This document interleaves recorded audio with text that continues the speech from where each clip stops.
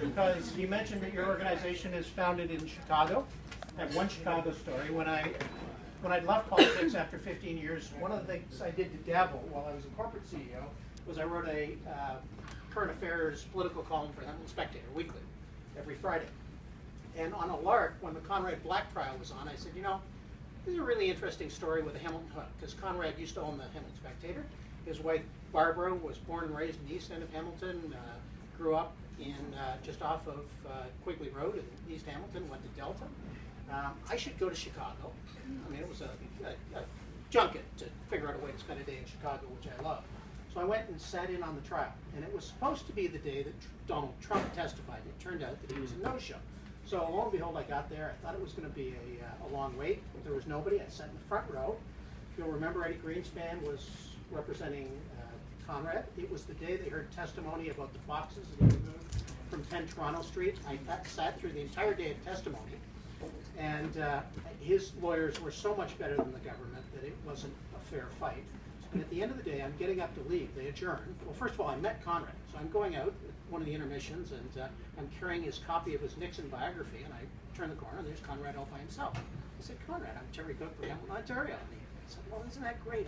I own the Hamilton Spectator. Would you do me the honor of letting me autograph your book? And so I have this lovely, to my good friend Terry Cooke from Conrad Black in Chicago. But the long and the short of it was, end of the day, I get up to leave, and an older gentleman behind me who sat through the entire day taps me on the shoulder and says, I bet you're a Canadian. I'm not sure how many I was Canadian, but I said, yep. He said, I bet you think Conrad's going to walk based on the job his lawyers did today. I said, well, it's one day and a 3-month trial. What the hell do I know? I'm not a lawyer. And he said, well, here's the thing. I'm a retired judge in this court, and the government wins 96% of the cases. He should have pled out. He's going to jail. And that's the way I started and finished my Hamilton Spectator story. And it was it's not my last trip to Chicago, but it's always a good reason to go to any rate city. So with that, let me welcome particularly those who aren't from the Hammer, folks who are here because they're interested in what's happening here. And I am really pleased to be here with this remarkably undiverse group of panelists. My friend Martinez, who's a great publisher, Steve Kulikowski, who is one of our most creative developers. We'll talk a little bit about his work during the course of the day. And Jason Thorne, the local boy who's made good and now come back to become the Commissioner of Economic Development and Planning in his hometown, and is here at a point that I compared earlier to him when we were having a beer downstairs. This era in our history is very similar to the reform era in Toronto politics in the early 70s, when John Sewell and David Crombie and others said, we don't want to become another Detroit or Cleveland or Buffalo. We want to do something different in Canadian urban places. And in my view, and I'm entirely biased about my hometown, this is the most interesting landscape in this country right now. It's changing the most dramatically. That is both good and bad in that it's provided remarkable opportunities, an injection of new blood and new investment that we haven't seen in 40 years, but also some challenges that I will touch on in the course of my cruelly and unusually 20 seconds a slide that I'm going to start right now. Okay, how am I going to do that? So, this is my hometown. A view of the harbor that many of you, if you're not Hamiltonians, wouldn't know. The interesting piece of this, of course, is it was a former lax landfill that if you'd have gone back to the 60s and 70s, in addition to having some harbor commissioners end up in jail on a dredging scandal that you can read about if you purchase the book that I told you about, Their Town, the mob, the media, and the political machine, it was intended to be an extension of the East Harbor, an industrial landscape. And to their credit, the city fathers of the time said, you know what? Hamiltonians have lost touch with their harbor. This is a critical intersection of green space that has to be used in a way to reconnect Hamiltonians to the beauty of Hamilton Harbor. Hugh Springsteen, my favorite singers, my hometown. That's where I spent my summers at number 2 Rod Mill, paying for my education. Many of my peer group, I would note that I'm a lot older than the other panelists here. I don't think any of them, except maybe Jason Thorne, were even born when I first ran for office in 1984, so I get to provide a bit of a historic perspective. But the number of people that would have worked there in 1979 and 80 when I did as a summer student, there would be a fraction of those working in heavy industry today. And of course, the fate of the U.S. steel lands is very much in question. Arcelor and DeFasco are a very much more viable economic concern. We continue to make things in Hamilton, but there aren't nearly as many people employed there. And I often say, and I'll revert to this at the end of my remarks, But if you want to think about Hamilton, it is closer demographically and geographically to many industrial Rust Belt cities than it is to most Canadian places, in a whole bunch of respects, both positive and negative. So think Buffalo, think Cleveland, think Akron, think Pittsburgh, because there are as many lessons there for us as there are in places like Winnipeg and Vancouver or Toronto. Is the economic activity real? In the 40 years that I have been a part of this community's leadership, I've never seen anything as enduring and sustainable. The amount of activity, the amount of entrepreneurship, the real investment in other than government-related spending that we have today. And I don't think it's going away. So there's lots of good news. Here's a slide that you'll see if you follow our vital signs report. This hasn't been released yet, but to put it into perspective, we drilled down with Sarah Mayer of the Social Planning Council into what's happening with employment in Hamilton. And oftentimes you'll hear politicians or ex-politicians like me cite low unemployment. Why is this jumping head on? I don't know. Maybe it's a twitch. I've got a bit of Tourette's and I'm just going to put it down for me. I bet it's automation. There must be some automation. So It might seems to be be. that we don't have. Okay. So we've attempted to drill down into what's really happening with the employment base in Hamilton. Often you'll hear we have the lowest unemployment rate in Canada, things are great. This, I think, does a more nuanced perspective of how many people are actually participating in the labor force. And what you will see, Hamilton is right here in the light blue line, is that relatively speaking, our economy is performing well. It's clear that in a local sense, if you look at the CMA, Burlington and Grimsby have always artificially buoyed the unemployment numbers in Hamilton because there are higher employment rates in both of those adjacent suburban communities. But relative to the rest of the province, we're doing better. We're doing better than Toronto over the last decade. The one municipal jurisdiction, interesting enough, that has really set the pace and continues to outstrip us in terms of job creation is Waterloo. And interestingly enough, I think it's a place that's doing a lot of things right. So, where's my thing? I'm putting this up for two reasons. I used to live across the street from it. I'm a lover of built heritage, and this is one of Steve Pelakowski's and Dave Sobe's masterpieces. When you think about why is it that people are attracted to Hamilton and why interesting things are happening here, you have to begin and end with lifestyle, affordability, and the built form. Because there was so much wealth created here, so much vision, and some great architects working over the course of the last 100 years, we have stuff like this that, for all intents and purposes, could be anywhere in any of the great American cities. And that's a recent restoration that's been turned into a brilliant condo, and he's the reason that that great building is still doing what it's doing. You've heard about the culture and artistic renaissance. We're here on Super Pearl Night. That too is real. It has helped to drive the attraction of talent to this community. It's changed the way we think about and brand Hamilton, and it's created a level of international or intellectual and artistic vitality that I think is changing the way Hamiltonians think about themselves. I'm a former politician, so you always got to take the chance to boast about one or two little things you did. In the early 90s, I initiated the first regional biking plan. And we were colossally successful on one hand, and we crashed and burned on another. We managed to devise and adopt all of the rail trail network that I think are the best in the province for intercity rail networks. You can ride east and west and across the escarpment on these things. But don't ask me about how we did with the pilot project on bike lanes on Main and King back in the early 90s, because I still have some political wounds for that experience. And sadly, it's an area in which Hamilton has remarkable potential because of the overbuilt and over-engineered streetscape that Jason Thorne now has the capacity to do some really interesting changes like the Cannon Street cycle track that's happened in the last year here. Which way am I going? So let me then talk to you a little bit about, that's some of the good news. Here's some of the bad news. This is a remarkable study on the cusp that was done by Richard Harris, Jim Dunn, and Sarah Wakefield at the University of Toronto City Centre. Now, they mostly have roots here at McMaster, but they looked at the trajectory of Hamilton neighborhoods over the last 40 years.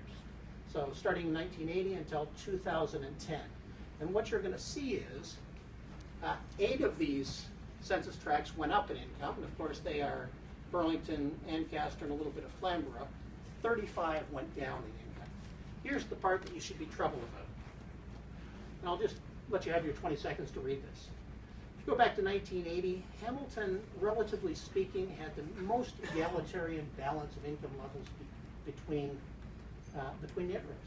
There was little income disparity and little ghettoization of poverty. One of my summer jobs was working on the beer truck on Barton Street, which at the time was a place for first-generation immigrants who made good wages in Stoutco and DeFasco and Harvester and Firestone, had benefits and raised their kids and maintained the cohesiveness of the neighborhood. As the jobs left and planning decisions were made to, in fact, congregate poverty as opposed to integrate neighborhoods, our trajectory in many of these neighborhoods went downhill. That was best captured by Steve Bust and Neil Johnson in their nationally award-winning series in Hamilton Spectator called Code Red. What did they document there? Well, I've only got 20 seconds, but in a heartbeat, let me tell you that we've got 22-year life expectancy gap between wealthy and impoverished neighborhoods in this community. We have rates of low birth weight babies in parts of North End Hamilton that would exceed what you'd see in Detroit or the south side of Chicago. We have fetal alcohol syndromes that exceed parts of the third world. It is an extraordinary and sad dichotomy in terms of the health and social and educational impacts of congregated poverty. High school graduation rates vary from, in a neighborhood like the one that I send my kids to public school in, that would be virtually every kid will graduate from the public school system and go on to post-secondary.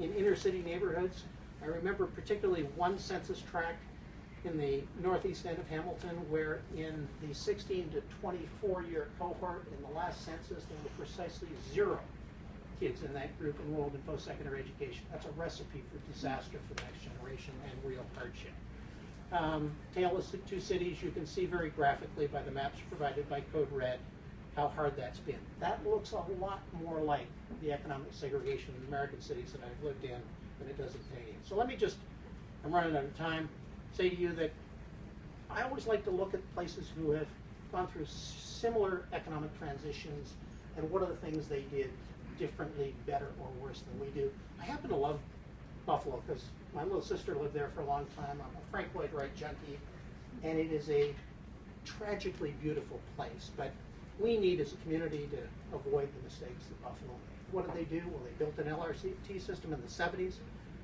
We did a bus tour there. They managed to decide, I think largely for reasons of racial segregation, that they wouldn't extend the LRT system to Amherst and Williamsville, where all the jobs were that working class people needed to get to, ensuring that that system would struggle. They moved the university campus from downtown out into the suburban communities. They built all of their sports and recreational amenities until the last 10 years in places like Orchard Park, depleting the livelihood and the activity and the economic return that can happen when you make major investments in the core. Pittsburgh I like a whole lot better, partially because my buddy Tom Murphy was the mayor there and he bet the farm on built heritage, on sports and recreational facilities, and on things like transit and LRT to connect inner city suburbs to the downtown. And I think it's a great turnaround city. Still losing population, still struggling economically. It's an island in western Pennsylvania, but I think has produced an awful lot of lessons for Hamilton, including some very innovative educational reforms. Keep going. Portland, of course, most of you urban junkies would know well. If you haven't been there, you should go.